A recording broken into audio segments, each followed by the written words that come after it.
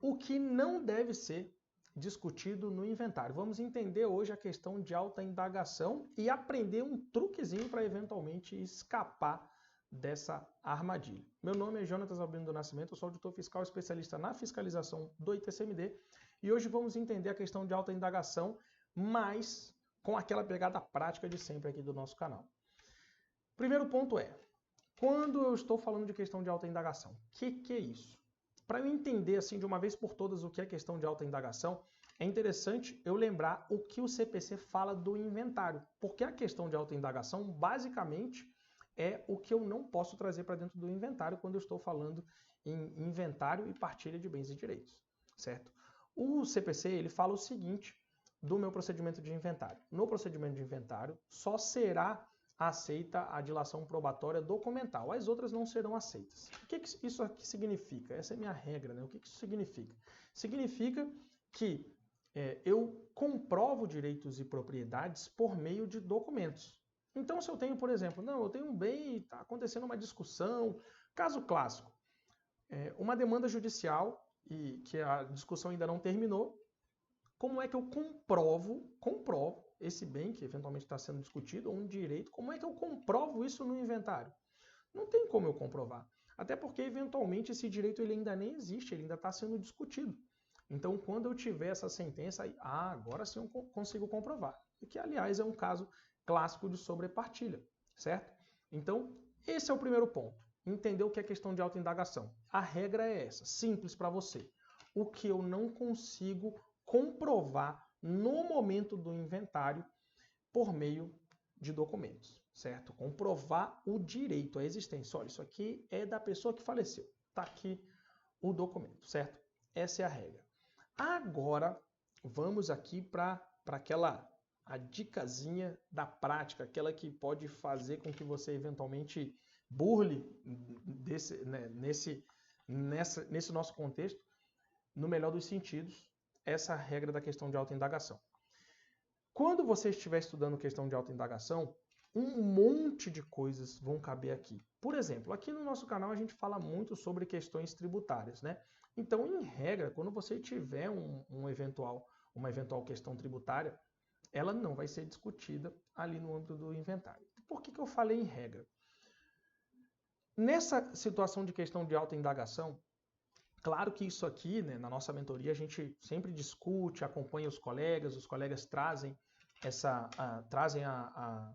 a situação como um todo. Isso aqui que eu vou colocar para vocês é uma dica que ela não é uma dica que deve ser interpretada isolada, certo? Ela deve ser interpretada no contexto.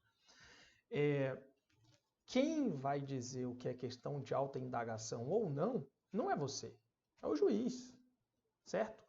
Com essa dica aqui, você pode resolver muito problema do seu cliente, tá? Porque muitas vezes eu vejo os colegas tratando e falando, não vou colocar isso aqui. Eu falo, não, vai colocar por quê? Não, é porque isso aqui é questão de autoindagação. Ué, quem falou? Às vezes o juiz aceita. E se o juiz decidir? E se o juiz resolver? Certo? Muitas vezes, esse exemplo da questão tributária é um ótimo exemplo nesse sentido, porque muitas vezes você olha para o tribunal, existe uma jurisprudência amplamente favorável em um determinado sentido, você inclui aquilo ali no seu peticionamento, inclui o pedido e o juiz aceita. O juiz aceita, intimando a Fazenda Pública que venha a adotar uma determinada conduta, certo? Em um pedido, em um tópico e um pedido, você resolveu uma outra ação, entende? A ressalva que eu faço disso aqui é o seguinte, num primeiro momento a gente pode receber uma negativa e isso resolve.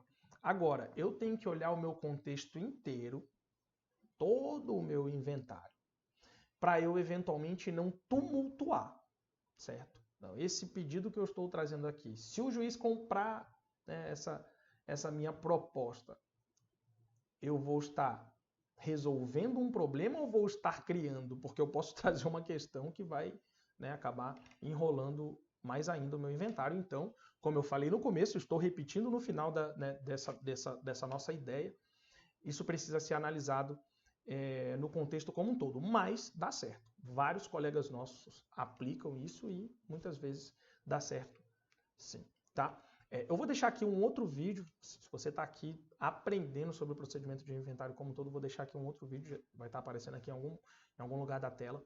Muito importante também para você ter dicas interessantes sobre a área, tá? Se eu conseguir te ajudar de alguma forma, deixa o joinha aqui, é bastante importante. Se inscreve no nosso canal. Você deve estar percebendo o único canal em que você vê vídeos sobre ITCMD com detalhes é o nosso, tá? Você vê muita gente falando sobre inventários, mas os colegas optam por falar só sobre uma parte do inventário e a parte talvez mais complexa, mais importante do inventário é sempre deixada de lado, que é a parte do ITCMD. Aqui isso não acontece. Então, verifica que os nossos vídeos têm muita coisa boa para te ajudar e se inscreve no canal para não perder os próximos, tá? É isso, um abraço e até a próxima oportunidade.